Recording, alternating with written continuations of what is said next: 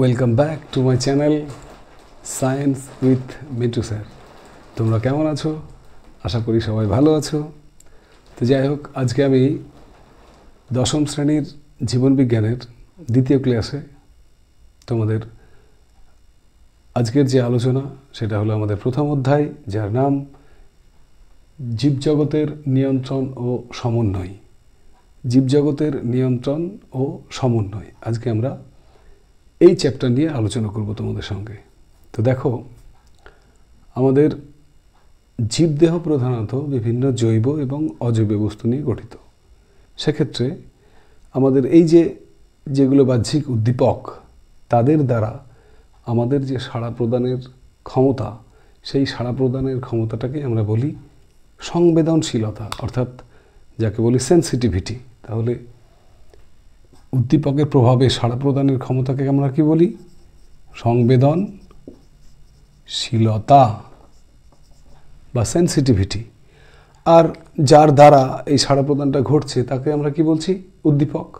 তাহলে উদ্দীপক যদি কারণ হয়, সংবেদনশীলতা তার ফল, উদ্দীপক বা স্টিমুল্যান্ট বলতে পারো। তাহলে আমরা কি জানলাম না, জীবেদের সাড়া প্রদানের ক্ষমতাকে বলা হয় সংবেদনশীলতা, আর যার দ্বারা এই সাড়া প্রদানটা ঘটে সেটাই হলো উদ্দীপক। তো এবারে দেখো, আমরা যারা প্রাণী, তাদের এই পরিবেশের সঙ্গে যে ভৌত সমন্বয়গুলো ঘটে, এগুলো আমাদের তো স্নায়ুতন্ত্র আছেই। সুতরাং স্নায়ুতন্ত্রের মাধ্যমে প্রাণীদের ভৌত সমন্বয়গুলো ঘটে যাচ্ছে। কিন্তু উদ্ভিদের ক্ষেত্রে ওদের তো স্নায়ুতন্ত্র নেই, তাই উদ্ভিদের কেবলমাত্র রাসায়নিক সমন্বয়টাই ঘটে, এবং সেটা ঘটে কার সাহায্যে? ফাইটো হরমোন, বিভিন্ন উদ্ভিদ হরমোন, যেগুলো কিছুক্ষণ পরেই তোমাদের আমি ডিটেলস বলবো। সেই উদ্ভিদ হরমোনগুলোর মাধ্যমে তাদের কেবলমাত্র রাসায়নিক সমন্বয়গুলো ঘটে। আর প্রাণীদের ক্ষেত্রে আবার রাসায়নিক সমন্বয় কার মাধ্যমে ঘটে? না, হরমোনের মাধ্যমে। এইভাবে উদ্ভিদ এবং প্রাণী পরিবেশের সঙ্গে প্রতিনিয়ত কোঅর্ডিনেশন, অর্থাৎ সমন্বয় সাধন আমরা করেই চলেছি, তাই না? তার জন্যই আমাদের প্রথম যে অধ্যায়, সে অধ্যায়ের নাম জীবজগতের নিয়ন্ত্রণ ও সমন্বয়, অর্থাৎ control and coordination in living organism. তো আমরা এবারে চলে আসছি উদ্ভিদ চলন বিষয়ে। দেখো, উদ্ভিদেরা সাধারণত, আমরা উদ্ভিদ চলন কেন বললাম, এখানে গমন কেন বললাম না, তার আগে আমাদের চলন গমন দুটোর সংজ্ঞা জানা উচিত। তো দেখো, চলন কাকে বলে না, আমরা জানি যে একটা নির্দিষ্ট জায়গায় আবদ্ধ থেকে অঙ্গ প্রত্যঙ্গ সঞ্চালন করাকে বলা হয় চলন বা মুভমেন্ট। কি বলা হয়? চলন বা মুভমেন্ট। তাহলে চলনে একটা নির্দিষ্ট জায়গায় আমি আবদ্ধ থাকব, অঙ্গ প্রত্যঙ্গ সঞ্চালন হবে, কিন্তু স্থান পরিবর্তন হবে না। গমনের ক্ষেত্রে কি হবে? গমনের ক্ষেত্রে কিন্তু অঙ্গ প্রত্যঙ্গ সঞ্চালন যেমন হবে, তার পাশাপাশি কিন্তু আমার সামগ্রিকভাবে স্থান পরিবর্তনটাও হবে। তোমরা স্পোর্টসের সময় নিশ্চয়ই ফিল্ডে খেলাধুলোর জন্য নামো, সেখানে পিটি প্যারেড হয়। সেখানে তোমরা লক্ষ্য করে দেখবে, পিটি করার সময় তোমরা একটা নির্দিষ্ট স্থানে আবদ্ধ থাকে কি করো? বাম ডান বাম, বাম ডান বাম, তাই তো? এইটা কিন্তু চলন।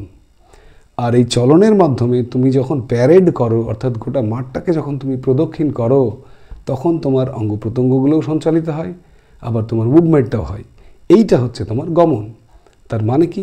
অর্থাৎ চলনে অঙ্গ প্রত্যঙ্গ সঞ্চালিত হবে, কিন্তু স্থান পরিবর্তন হবে না। কিন্তু গমন বা লোকোমোশন যেটা, সেক্ষেত্রে কিন্তু সামগ্রিকভাবে স্থান পরিবর্তন হবে। তাহলে এখান থেকে আমরা যদি চলন ও গমনের পার্থক্য করতে চাই, তাহলে কি বলবো না, চলনে দেখো, চলনে সামগ্রিকভাবে স্থান পরিবর্তন হয় না, গমনে সামগ্রিকভাবে স্থান পরিবর্তন হয়। আর একটা কথা দেখো, চলন হলে গমন হতেও পারে, নাও হতে পারে। হতে পারে না, ধরো চলন হলে গমন হবে না, সাধারণত হয় না। আর গমন হলে কিন্তু চলন হবেই। তাহলে চলন হলেই গমন হবে এমন কোনো কথা নেই, কিন্তু গমন হলে চলন হবেই। তো এই দুটো পার্থক্য আমরা চলন গমনের করতে পারি। এবারে আমরা সরাসরি চলে যাব উদ্ভিদ চলনে। দেখো, প্রথমে আমরা বলে নিই যে আমরা উদ্ভিদ চলন কেন বলি। উদ্ভিদ চলন। না, উদ্ভিদেরা সাধারণত ওই যে একটু আগেই বললাম যে নির্দিষ্ট স্থানে আবদ্ধ থেকে ওরা অঙ্গ প্রত্যঙ্গগুলোকে সঞ্চালন করতে পারে, কিন্তু স্থান পরিবর্তন সাধারণত করতে পারে না। হ্যাঁ পারে, ব্যতিক্রম আছে। কোনগুলো?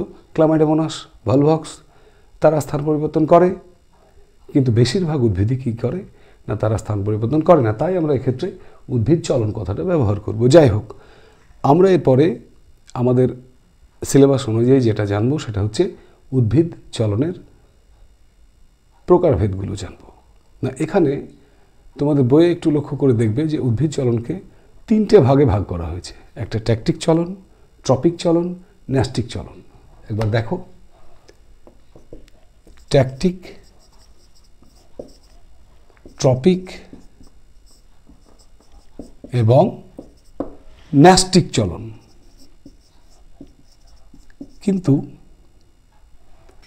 আমার মনে হয় এই ভাগটা যদি আমরা একটু পিছিয়ে করতে পারতাম, অর্থাৎ উদ্ভিদ চলনটাকে এভাবে ডাইরেক্টলি 3টে ভাগে ভাগ না করে আমরা যদি 2টো ভাগে ভাগ করতাম, একটা সামগ্রিক চলন আর একটা বক্র চলন, তাহলে মনে হয় ব্যাপারটা আরও ঠিক হতো। দেখো, সঠিক ভাগটা যদি আমরা একটু করে নিই, তাহলে উদ্ভিদ চলন কিন্তু 2 প্রকার। একটা হচ্ছে সামগ্রিক চলন, যেখানে উদ্ভিদ অঙ্গের সামগ্রিকভাবে স্থান পরিবর্তন ঘটবে, এবং আর একটা হচ্ছে বক্র চলন। এই সামগ্রিক চলনেরই একটা ভাগ হচ্ছে ট্যাকটিক চলন। সামগ্রিক চলনের একটা ভাগ ট্যাকটিক চলন। আর বাকি যে বক্র চলন, এই বক্র চলনের আবার 2টো ভাগ। সেটা হচ্ছে একটা ট্রপিক এবং একটা হচ্ছে ন্যাস্টিক। তাহলে আমরা কি পেলাম? উদ্ভিদের চলন 2 প্রকারের, একটা সামগ্রিক চলন, একটা বক্র চলন। এই সামগ্রিক চলনটাই হচ্ছে ট্যাকটিক চলন, আর বক্র চলনের আবার 2টো ভাগ, একটা হচ্ছে ট্রপিক আর একটা ন্যাস্টিক চলন। চলো এবারে দেখে নেওয়া যাক সংজ্ঞা এবং এদের উদাহরণগুলো। প্রথমে ট্যাকটিক চলন। ট্যাকটিক চলনের সংজ্ঞায় আমরা প্রথমে বলবো যে উদ্ভিদ বা উদ্ভিদঙ্গের যে চলন বহিস্থ উদ্দীপকের গতিপথ এবং তীব্রতা দুটো অনুযায়ী হয়, তখন আমরা সেই চলনকে বলবো, সেই সামগ্রিক চলনকে বলবো ট্যাকটিক চলন।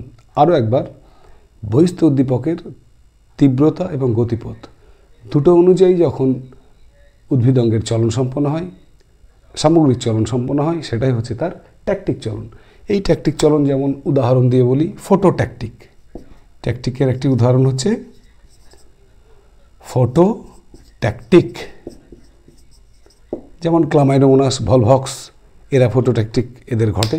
তাহলে যদি পরীক্ষায় আসে ফটোট্যাকটিক কাকে বলে, তাহলে আমরা কি লিখব? যে উদ্ভিদ বা উদ্ভিদঙ্গের যে ট্যাকটিক চলন বহিস্থ উদ্দীপক আলোর দ্বারা সম্পন্ন হয়, তাকে আমরা ফটোট্যাকটিক বলবো। উদাহরণ তো বললামই, ক্লামাইডোমোনাস, ভলভক্স, এদের চলন। নেক্সট হচ্ছে ট্রপিক চলন।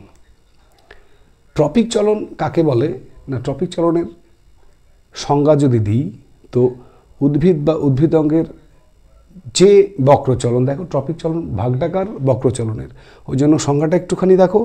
উদ্ভিদ বা উদ্ভিদঙ্গের যে বক্রচলন বহিস্থ উদ্দীপকের শুধুমাত্র গতিপথ অনুসারে হয়, অর্থাৎ উদ্দীপকের উৎসের গতিপথ অনুসারে হয়, তীব্রতা অনুযায়ী হয় না, তাকে আমরা বলবো ট্রপিক চলন।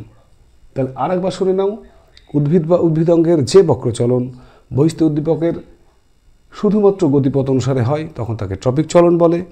আর ন্যাস্টিক চলন কাকে বলে তাহলে না, উদ্ভিদ বা উদ্ভিদাঙ্গের যে বক্রচলন বহিস্থ উদ্দীপকের তীব্রতা মানে গতিপথ অনুযায়ী না হয়ে তীব্রতা অনুযায়ী হয়, তখন তাকে আমরা বলবো ন্যাস্টিক চলন। এসো এবার দেখে নেওয়া যাক ট্রপিক চলনের ভাগগুলো। ট্রপিক চলনকে আমরা 3টে ভাগে ভাগ করব। কটা? 3টে ভাগে ভাগ করব। এই 1, 2, 3। 1 নম্বরে আমরা বলবো ফটোট্রপিক, 2 নম্বরে বলবো জিওট্রপিক, আর 3 নম্বরে বলবো হাইড্রোট্রপিক। এখন দেখো, প্রত্যেকটার যদি আলাদা আলাদা আমি সংজ্ঞা দিতে যাই, তাহলে এই যে ওয়ার্ডগুলো, এই যে ফটো, এটা অ্যাকচুয়ালি ফটো না, ফটো লেখা উচিত, ফটো, জিও, হাইড্রো, এই ওয়ার্ডগুলোর মিনিংগুলো যদি আমরা জানি তাহলে সংজ্ঞাগুলো খুব সহজে পেয়ে যাব। ফটো, ফটো শব্দের কি, এটা একটা ইংরেজি শব্দ, ফটো শব্দের অর্থ হচ্ছে আলো। তাহলে ফটোট্রপিক কাকে বলে? উদ্ভিদ বা উদ্ভিদাঙ্গের যে ট্রপিক চলন বহিস্থ উদ্দীপক আলোর গতিপথ অনুসারে হয় তখন তাকে বলা হয় ফটোট্রপিক চলন। বোঝা গেল? এই ফটোট্রপিকের আবার দুটো ভাগ আমরা করে নেব। একটা হচ্ছে পজিটিভ ফটোট্রপিক, পজিটিভ, আর একটি হচ্ছে নেগেটিভ ফটোট্রপিক। এই পজিটিভ নেগেটিভ এগুলো কি না, দেখো একটা একটা গাছের যেগুলো কাণ্ড, সেই কাণ্ডগুলো আলোর দিকে বৃদ্ধিপ্রাপ্ত হয়, অর্থাৎ যেদিকে আলোক উৎস আছে তার দিকে বৃদ্ধিপ্রাপ্ত হয়। তাহলে এই যে কাণ্ডের চলন, এটা হচ্ছে পজিটিভ ফটোট্রপিকের একটি উদাহরণ। আর উদ্ভিদের যেগুলো মূল, সেগুলো কি হয়, মাটির নিচে বৃদ্ধিপ্রাপ্ত হয়, অর্থাৎ ওরা আলোর বিপরীত দিকে বৃদ্ধিপ্রাপ্ত হয়। তাই মূলের চলনটা হচ্ছে এক প্রকারের নেগেটিভ ফটোট্রপিক চলন। তাহলে আমরা কি পেলাম? ফটোট্রপিক দুই প্রকার, একটা হচ্ছে পজিটিভ ফটোট্রপিক, একটা হচ্ছে নেগেটিভ ফটোট্রপিক। আর এই পজিটিভের উদাহরণ হচ্ছে কাণ্ডের আলোর দিকে চলন, নেগেটিভ ফটোট্রপিকের উদাহরণ হচ্ছে মূলের আলোর বিপরীত দিকে চলন। ক্লিয়ার? নেক্সট, জিওট্রপিক চলন। জিও শব্দের অর্থ কি? জিও হচ্ছে অভিকর্ষ বল। জিও শব্দের অর্থ অভিকর্ষ বল। এক্ষেত্রে দেখো জিওট্রপিক কাকে বলে? তাহলে উদ্ভিদ বা উদ্ভিদাঙ্গের যে ট্রপিক চলন বহিস্থ উদ্দীপক অভিকর্ষ বলের গতিপথ অনুসারে হয় তখন তাকে আমরা বলবো জিওট্রপিক চলন। তাই তো? জিওট্রপিকের আবার দুটো ভাগ, ঠিক যেমন ফটোট্রপিকের আমরা দুটো ভাগ করেছিলাম, তেমনি জিওট্রপিকেরও দুটো ভাগ। কি কি আমি এখানে লিখলাম না, শুধুমাত্র সাইন দিয়ে বুঝিয়ে দিলাম। পজিটিভ, নেগেটিভ কাকে বলে? পজিটিভ জিওট্রপিক কাকে বলে না, উদ্ভিদ বা উদ্ভিদাঙ্গের যে জিওট্রপিক চলন অভিকর্ষ বলের দিকে হয় সেটা পজিটিভ, আর যেটা বিপরীত দিকে হয় সেটা নেগেটিভ। তোমরা জানো উদ্ভিদের মূলটা মাটির নিচের দিকে বৃদ্ধিপ্রাপ্ত হয়, তাহলে মূলের চলনটা অভিকর্ষ বলের গতির দিকে হয়, তাহলে মূলের চলন কী হবে? Positive geotropic. আর কাণ্ডের চলন কী হবে? ওটা তো অভিকর্ষ বলের বিপরীত দিকে বৃদ্ধি পায়, তাহলে কাণ্ডের চলনটা ক্ষেত্রে নেগেটিভ জিওট্রপিক চলন। ঠিক সেম নিয়মে আমরা হাইড্রোট্রপিকেরও সংজ্ঞা দিতে পারি। হাইড্রো শব্দের অর্থ তোমরা জানো, হাইড্রো মিনস ওয়াটার, জল। তাহলে হাইড্রো মানে যদি জল হয় তাহলে হাইড্রোট্রপিক কাকে বলে না, উদ্ভিদ বা উদ্ভিদাঙ্গের যে ট্রপিক চলন বহিস্থ উদ্দীপক জলের গতিপথ অনুসারে হয় তখন তাকে বলা হয় হাইড্রোট্রপিক চলন। এক্ষেত্রে উদ্ভিদের বিটপ বা কাণ্ড এবং মূল, এই উদাহরণ দিয়েই তুমি কিন্তু হাইড্রোট্রপিকের যে দুটো ভাগ, অর্থাৎ এই একটা পজিটিভ এবং একটি নেগেটিভ, পজিটিভ হাইড্রোট্রপিক এবং নেগেটিভ হাইড্রোট্রপিক, এটাও সেই মূল এবং কাণ্ডের উদাহরণ দিয়ে আমরা ব্যাখ্যা করতে পারি। কীরকম না, উদ্ভিদের মূলটা কোন দিকে যায় একটু ভেবে বলো? মাটির নিচে যায়, অর্থাৎ জল যেদিকে থাকে সেদিকে যায়। তাহলে মূলের চলনটা কী হবে? পজিটিভ হাইড্রোট্রপিক চলন। আর কাণ্ডটা জলের বিপরীত দিকে বৃদ্ধিপ্রাপ্ত হয়, তাহলে কাণ্ডের চলনটা কী হবে বলো? এটা নেগেটিভ হাইড্রোট্রপিক চলন। ক্লিয়ার? তাহলে আমরা ট্রপিক চলন সম্পর্কে, তার ভাগগুলো সম্পর্কে জেনে নিলাম। আমি আরও একবার বলে দিই, ট্রপিক চলন হচ্ছে তিন প্রকারের, একটা ফটোট্রপিক চলন, একটা জিওট্রপিক চলন, আর একটা হাইড্রোট্রপিক চলন। ফটো অর্থাৎ আলোর গতিপথ অনুসারে হবে, হাইড্রোট্রপিক অর্থাৎ অভিকর্ষ জলের গতিপথ অনুসারে হবে, আর জিওট্রপিক অর্থাৎ অভিকর্ষ বলের গতিপথ অনুসারে হবে। এবারে আমরা সোজা চলে আসবো কোথায়? ন্যাস্টিক চলন। দেখো ন্যাস্টিক চলনটা কার ভাগ দেখো একবার। ন্যাস্টিক চলন হচ্ছে বক্র চলনের একটা ভাগ, তাই না? এই যে ন্যাস্টিক চলন, এটা একটা বক্র চলনের ভাগ। তাহলে ন্যাস্টিক চলনের সংজ্ঞায় কী বলবো না, উদ্ভিদ বা উদ্ভিদাঙ্গের যে বক্র চলন বহিস্থ উদ্দীপকের শুধুমাত্র গতিপথ অনুসারে না হয়ে তীব্রতা অনুসারে হয় তখনই তাকে বলা হয় ন্যাস্টিক চলন। আর একবার বলে দিই, এই ট্রপিক চলন আর ন্যাস্টিক চলন দুটোই কিন্তু খুব খুব কাছাকাছি সংজ্ঞা, শুধুমাত্র দুটো ওয়ার্ডের পার্থক্য। কোথায় না, উদ্দীপকের গতিপথ অনুসারে হবে ট্রপিক চলন, আর উদ্দীপকের তীব্রতা অনুযায়ী হবে ন্যস্টিক চলন। ক্লিয়ার? বেশ, এবারে দেখো ন্যস্টিক চলনেরও কিন্তু ট্রপিক চলনের যে প্রকারভেদ করেছিলাম ঠিক সেরকমই ন্যস্টিক চলনেরও আমরা 4টে ভাগ এখানে দেখিয়ে দেব। ন্যস্টিক চলন 4 প্রকারের হয়। নাম্বার 1 ফোটোন্যস্টিক চলন, ফোটোন্যস্টিক। নাম্বার 2 থার্মোন্যস্টিক চলন, থার্মোন্যস্টিক চলন। নাম্বার 3 সিসমোন্যস্টিক চলন,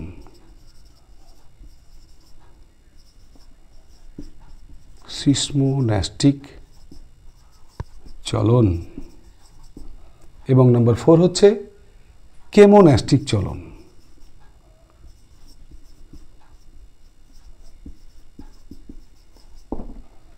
তাহলে ন্যস্টিক চলনের কটা ভাগ পেলাম? 4টে। কি কি? ফোটোন্যস্টিক চলন, থার্মোন্যস্টিক চলন, সিসমোন্যস্টিক চলন, কেমোন্যস্টিক চলন। এবারে চলো এদের সংজ্ঞা এবং উদাহরণগুলো দেখে নেওয়া যাক। প্রথমে আছে ফোটোন্যস্টিক চলন। ফোটো শব্দের অর্থ কি বলেছিলাম আমি? ফোটো শব্দের অর্থ আলো। তাহলে ফোটোন্যস্টিক কাকে বলে? উদ্ভিদ বা উদ্ভিদ অঙ্গের যে ন্যস্টিক চলন বহিস্থ উদ্দীপক আলোর তীব্রতা অনুসারে হয় তাকে বলা হয় ফোটোন্যস্টিক চলন। যেমন যেমন পদ্ম, সূর্যমুখী, এই ফুলগুলো কি হয়? এরা আলো যখন আলোর তোমার তীব্রতাটা বাড়ে তখন এরা খোলে, আলোর তীব্রতা যখন কমে যায় তখন এরা বন্ধ হয়ে যায়। তাহলে ফোটোন্যস্টিকের উদাহরণ বললে আমরা পদ্ম, সূর্যমুখী ইত্যাদি ফুলের আলোর তীব্রতা অনুযায়ী খোলা এবং বন্ধ হওয়া বলবো। নাম্বার 2 থার্মোন্যস্টিক চলন। থার্মোন্যস্টিক চলন কাকে বলে? না, যে ন্যস্টিক চলন বহিস্থ উদ্দীপক উষ্ণতার তীব্রতা অনুসারে হয় তাকে থার্মোন্যস্টিক চলন বলে। থার্মোন্যস্টিকের উদাহরণ টিউলিপ ফুল। টিউলিপ ফুল বেশি উষ্ণতায় খোলে, আবার কম উষ্ণতায় বন্ধ হয়ে যায়। বেশি উষ্ণতা বাড়লে খুলবে, উষ্ণতা কমলে বন্ধ হয়ে যাবে। এই টিউলিপ ফুলের খোলা এবং বন্ধ হওয়া এটা হচ্ছে এক প্রকার থার্মোন্যস্টিকের উদাহরণ। নেক্সট কি আছে? সিসমোন্যস্টিক চলন। সিসমো শব্দের অর্থ হচ্ছে আঘাত, স্পর্শ, বায়ুপ্রবাহ ইত্যাদি। এই যে আঘাত, স্পর্শ, বায়ুপ্রবাহ এইগুলোর তীব্রতা অনুসারে যখন ন্যস্টিক চলন সম্পন্ন হয় তখন সেই ন্যস্টিক চলনকে বলা হয় সিসমোন্যস্টিক চলন। যেমন তোমরা দেখেছো লজ্জাবতীকে যদি স্পর্শ করা হয়, লজ্জাবতীর পাতাতে যদি স্পর্শ করা হয় কি হবে? পাতাগুলো মুদে যাবে, বন্ধ হয়ে যাবে। সেই লজ্জাবতীর পাতাগুলো বন্ধ হয়ে যাওয়া হচ্ছে সিসমোন্যস্টিক চলনের উদাহরণ। এবারে দেখো ন্যস্টিক চলনের শেষ ভাগটা কি আছে? কেমোন্যস্টিক চলন। এই কেমোন্যস্টিক চলন কাকে বলে প্রথমে আমরা জানবো। কেমোন্যস্টিক চলন হচ্ছে, কেমো শব্দের অর্থ রাসায়নিক পদার্থ। কেমো তোমরা জানো একটি ইংরেজি শব্দ, কেমো। তাহলে কেমো মানে যদি রাসায়নিক পদার্থ হয় তাহলে কেমোন্যস্টিক কাকে বলে? উদ্ভিদ বা উদ্ভিদ অঙ্গের যে ন্যস্টিক চলন বহিস্থ উদ্দীপক রাসায়নিক পদার্থের তীব্রতা অনুসারে হয় সেই চলনকে বলা হয় কেমোন্যস্টিক চলন।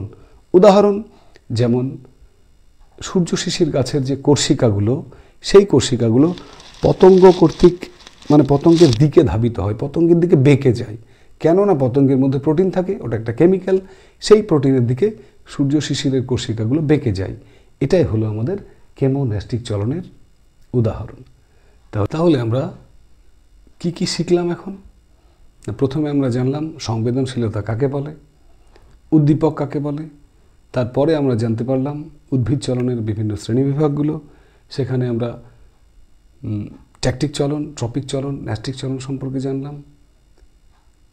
এবারে আমরা আজকের পরবর্তী যে আমাদের আলোচনা সেটা হলো আমাদের সেকেন্ড ইউনিট যেটা ছিল, অর্থাৎ উদ্ভিদের যে রাসায়নিক সমন্বয়ক অর্থাৎ উদ্ভিদ হরমোন, যেগুলোকে আমরা ফাইটো হরমোন বলি। এসো আমরা আজকে উদ্ভিদ হরমোন সম্পর্কে জেনে নেব। উদ্ভিদ হরমোন।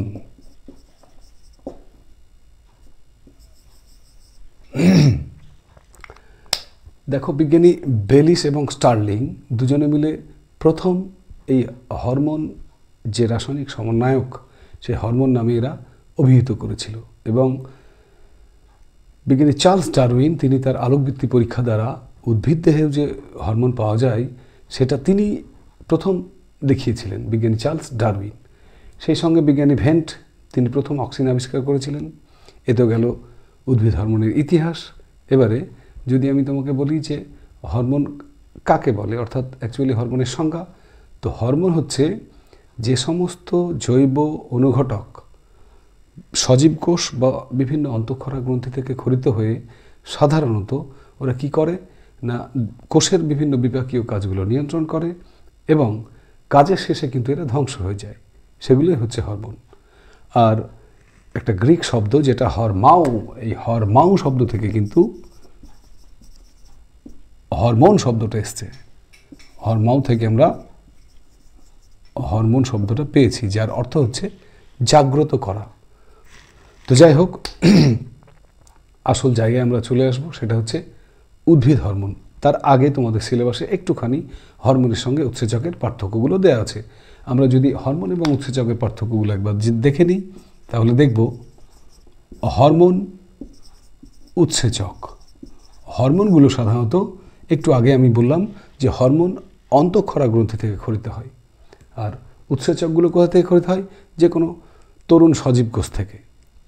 হরমোন ক্রিয়া শেষে দেখো হরমোনগুলো ধ্বংস হয়ে যায়, হরমোনগুলো কিন্তু ধ্বংস হয়ে যায়, উৎসেচকগুলো ক্রিয়া শেষে ধ্বংস হয় না। আর একটা পার্থক্য যদি বলি, যে হরমোনগুলো সাধারণত এরা উৎসস্থলে কাজ করে না, দূরবর্তী স্থলে কাজ করে। ব্যতিক্রম আছে, যেমন লোকাল হরমোন, কিন্তু উৎসেচকগুলো যে কোনো জায়গায় কাজ করতে পারে। এই ছিল আমাদের হরমোন আর উৎসেচকের তিনটে পার্থক্য। এবারে আমরা সোজা চলে যাব উদ্ভিদ হরমোন। আমাদের হেডলাইন দেখে তোমরা বুঝতে পারছো যে উদ্ভিদ হরমোন নিয়ে আমরা এখন আলোচনা করব। আমাদের সিলেবাসে তিনটে উদ্ভিদ হরমোনের কথা বলা হয়েছে। সেই তিনটি উদ্ভিদ হরমোন কি কি না, একটি হচ্ছে auxin,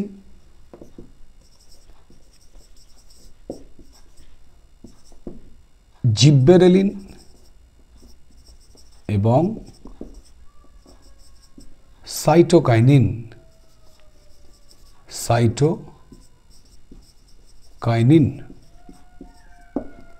auxin, gibberellin, cytokinin. Auxin, gibberellin, cytokinin, এই তিনটে উদ্ভিদ হরমোনকে আমাদের জানতে হবে খুব ভালোভাবে। কি জানবো? এদের উৎসগুলো জানবো, কোথায় পাওয়া যায় এবং এদের কাজ। তো প্রথমেই আসা যাক অক্সিন হরমোন সম্পর্কে। অক্সিনের রাসায়নিক নাম IAA, অর্থাৎ ইন্ডল অ্যাসিটিক অ্যাসিড।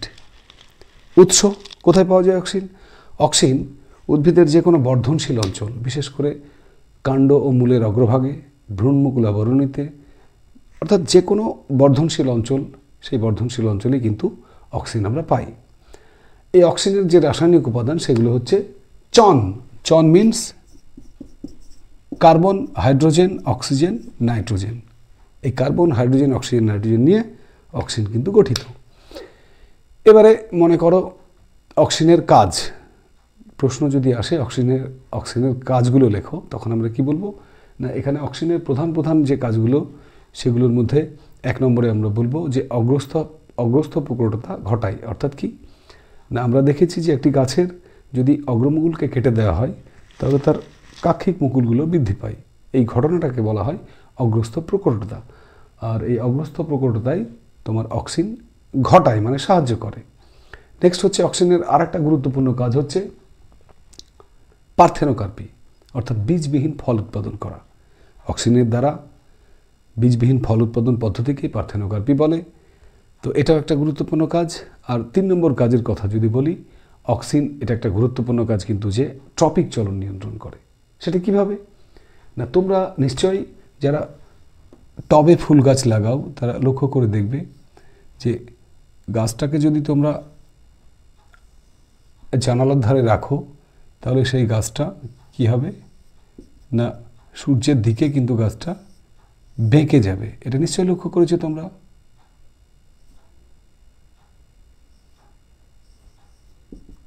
এখানে যদি সূর্য থাকে তাহলে দেখো গাছটা কিন্তু আলোর দিকে বেঁকে যাবে। এই যে গাছের আলোর দিকে বেঁকে যাওয়া, এটা কেন হয় জানো তো? গাছের কাণ্ডের ঠিক যে দিকটা আলোর দিকে তার বিপরীত দিকে, অর্থাৎ দেখো এই দিকটা সূর্যের দিকে আছে, তাহলে এর বিপরীত দিকে কিন্তু এই পোর্শনে অক্সিন হরমোনগুলো জমা হয়। অক্সিন সবসময় মনে রেখো আলোর বিপরীত দিকে জমা হয়। তাহলে সেই বিপরীত দিকের কাণ্ডের কোষগুলো কী হবে? বেশি বৃদ্ধিপ্রাপ্ত হবে। এবার কাণ্ডের কোষগুলো যেদিকে বেশি বৃদ্ধিপ্রাপ্ত হবে ঠিক তার বিপরীত দিকে কাণ্ডটা বেঁকে যাবে। স্বাভাবিকভাবেই অক্সিন হরমোন কী করে না গাছের এই যে কাণ্ডের আলোর দিকে বেঁকে যাওয়া এই ট্রপিক চলনটাকে নিয়ন্ত্রণ করে।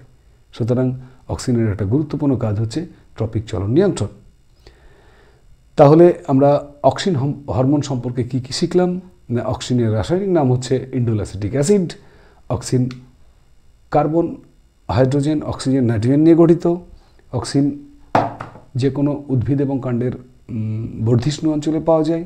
আর অক্সিনের প্রধান তিনটে কাজ, যার মধ্যে একটা হচ্ছে অগ্রস্থ প্রকটতা ঘটায়, 2 নম্বর হচ্ছে অক্সিন ট্রপিক চলন নিয়ন্ত্রণ করে, আর 3 নম্বর হচ্ছে বীজবিহীন ফল উৎপাদন অর্থাৎ পার্থেনোকার্পি। নেক্সট, পরবর্তী যে উদ্ভিদ হরমোন আমাদের আছে ফাইটো হরমোন। অক্সিন তো হলো, এবারে জিব্বেরেলিন। জিব্বেরেলিন বিজ্ঞানী কুরোশোয়া এই জিব্বেরেলিন প্রথম আবিষ্কার করেছিলেন। তো জিব্বেরেলিনেরও অক্সিনের মতো এরও রাসায়নিক নাম আছে, সেটা কি না জিএ। জিব্বেরেলিনের রাসায়নিক নাম হচ্ছে জিব্বেরেলিক অ্যাসিড। এখন এর উৎস কোথায় পাওয়া যায়? উৎস বলার আগে একটা কথা বলে দিই যে এই জিব্বেরেলিনে কিন্তু শুধুমাত্র কার্বন, হাইড্রোজেন এবং অক্সিজেন এই 3টে উপাদান আছে। এখানে দেখো কোনো নাইট্রোজেন জিব্বেরেলিনে কিন্তু কোনো নাইট্রোজেন নেই। তাই আমরা বলতে পারি যে একটি নাইট্রোজেনবিহীন উদ্ভিদ হরমোন হচ্ছে জিব্বেরেলিন। তো জিব্বেরেলিনের উৎস কোথায় পাওয়া যায়? পাকা ফলে পাওয়া যায়, পরিপক্ক বীজপত্র, অঙ্কুরিত যে চারা সেগুলোতে কিন্তু জিব্বেরেলিন পাওয়া যায়। এর কাজ কী না? কাজ তো অনেকগুলোই হরমোনের আছে, তার মধ্যে বৃদ্ধি একটা কমন কাজ তোমরা জানো। অক্সিন, জিব্বেরেলিন, সাইটোকাইনিন যে হরমোনই হোক না কেন, বৃদ্ধি হচ্ছে তার কমন কাজ। তো আমরা এমন কাজগুলো পরীক্ষায় এলে লিখব যেগুলো একটু স্পেসিফিক, একটু আলাদা। তো জিব্বেরেলিনের 2টো প্রধান কাজ যদি আমরা বলি, একটা হচ্ছে বীজের অঙ্কুরোদ্গমে সাহায্য করা, অর্থাৎ বীজের যে সুপ্ত দশা সেটা থেকে বীজকে বেরিয়ে আসতে জিব্বেরেলিন সাহায্য করে, অঙ্কুরোদ্গমে সাহায্য করে। এবং নাম্বার 2 হচ্ছে পর্ব এবং পর্ব মধ্যে যে দৈর্ঘ্যের বৃদ্ধি সেটা জিব্বেরেলিন ঘটায়। নেক্সট, এবারে আমরা জেনে নেব সাইটোকাইনিন উদ্ভিদ হরমোন সম্পর্কে। সাইটোকাইনিন প্রথমে জানবো এর উৎস। সাইটোকাইনিনের কিন্তু মজার উৎস আছে। যেমন ধরো ডাবের জল, অর্থাৎ নারকেলের যে তরলটা থাকে সেখানে সাইটোকাইনিন আমরা পাবো। টমেটোর যে রস সেখানে সাইটোকাইনিন পাবো। এমনকি ভুট্টার যে দানা শস্য সেখানেও সাইটোকাইনিন আমরা পাবো। এরপরে সাইটোকাইনিনের কাজ। সাইটোকাইনিনের 2টো প্রধান কাজ যদি বলতে বলা হয় তাহলে নাম্বার 1, সাইটোকাইনিন পত্রমোচনকে বিলম্বিত করে, আর নাম্বার 2, ক্লোরোফিলের বিনষ্টীকরণে বাধা দেয়। অর্থাৎ দেখবে যে সমস্ত পাতাবাহার গাছগুলো আছে সেখানে যদি সাইটোকাইনিন স্প্রে করা হয় তাহলে সেই পাতা গাছগুলোর যে পাতা সেগুলো কিন্তু চিরসবুজ থাকে। অর্থাৎ আমরা বলতে পারি যে সাইটোকাইনিনের একটি প্রধান কাজ হচ্ছে গাছের বার্ধক্যকে বিলম্বিত করা, দেরি করে দেওয়া। তো এই ছিল সাইটোকাইনিনের প্রধান কাজ। আর একবার একটুখানি আমরা ঝালিয়ে নিচ্ছি যে উদ্ভিদ হরমোন 3 প্রকারের ছিল। একটা ছিল অক্সিন, একটি জিব্বেরেলিন, একটি হচ্ছে সাইটোকাইনিন। এর মধ্যে অক্সিনের উৎস আমরা জানলাম, তার গুরুত্বপূর্ণ কাজগুলো জানলাম। জিব্বেরেলিনের উৎসগুলো জেনেছি, গুরুত্বপূর্ণ কাজগুলো জেনেছি। ঠিক তেমনি সাইটোকাইনিনেরও উৎস এবং তার গুরুত্বপূর্ণ কাজগুলো আমরা জেনে নিয়েছি।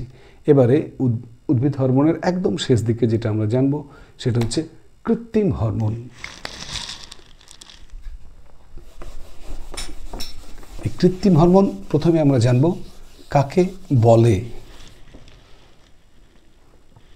কৃত্রিম হরমোন বা সিনথেটিক হরমোন কাকে বলে না? কৃত্রিম হরমোন হচ্ছে সেই সমস্ত হরমোন যেগুলো প্রাকৃতিক উপায়ে পাওয়া যায় না, যেগুলোকে ল্যাবরেটরিতে বসে সংশ্লেষ করতে হয় এবং যেগুলো কিন্তু প্রাকৃতিক হরমোনগুলোর মতোই কাজ করে। সেই হরমোনগুলোকে আমরা বলবো সিনথেটিক হরমোন বা কৃত্রিম হরমোন।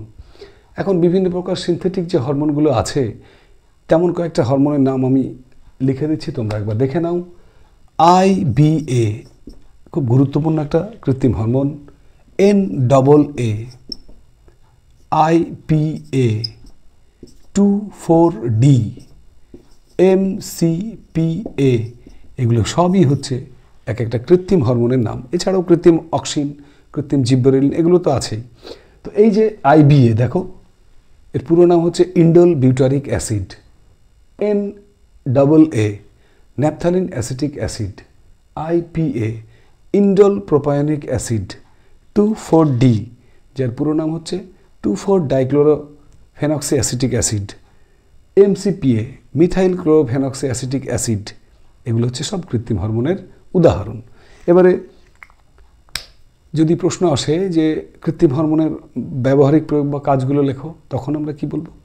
না, কৃত্রিম হরমোন সাধারণত যেমন ধরো 2,4-D, এটা একটা উত্তম আগাছানাশক হিসেবে কাজ করে। জমিতে যে আগাছাগুলো হয় সেগুলো দমন করতে 2,4-D একটা গুরুত্বপূর্ণ ভূমিকা পালন করে। এছাড়াও চা গাছের যখন পাতা তোলা হয়, সেই চা গাছের পাতা তোলার পরে 1% অক্সিন যদি স্প্রে করা হয়, 1% অক্সিন, তাহলে কিন্তু ওই পাতাগুলো খুব তাড়াতাড়ি আবার গজিয়ে যায়। এছাড়াও আধুনিককালে কি হয়, বিভিন্ন বীজবিহীন ফল যেগুলো পার্থেনোকার্পি আমরা জানি, সেই পার্থেনোকার্পির ক্ষেত্রেও কিন্তু কৃত্রিম হরমোন একটা গুরুত্বপূর্ণ জায়গা নিয়েছে। তো এই ছিল কৃত্রিম হরমোনের ভূমিকা। যাই হোক, আজকের মতো আমাদের জীবনবিজ্ঞান বিষয়ক আলোচনা এখানেই। আমরা আগামী দিন আমাদের প্রথম যে অধ্যায় ছিল জীবজগতে নিয়ন্ত্রণ ও সমন্বয়, সেই জীবজগতে নিয়ন্ত্রণ ও সমন্বয়ের থার্ড যে সাব ইউনিট ছিল, সেখানে আমরা প্রাণী হরমোন অর্থাৎ প্রাণীদের যে রাসায়নিক সমন্বয়ক আছে সেই প্রাণী হরমোন নিয়ে তোমাদের সামনে আমি হাজির হব। তোমাদের সবার প্রিয় চ্যানেল সায়েন্স উইথ মিন্টু স্যারে। তার আগে একটুখানি বলে নিই, সেটা হচ্ছে আজকের যে আলোচনাগুলো হলো সেগুলো এই কদিনে তোমরা একটুখানি মন দিয়ে খুঁটিয়ে টেক্সট বুকগুলো পড়ো। যদি কোনো সমস্যা হয় অবশ্যই কমেন্টে জানিও, আমি তোমাদের সাধ্যমতো উত্তর দেওয়ার চেষ্টা করব। ওকে, টাটা।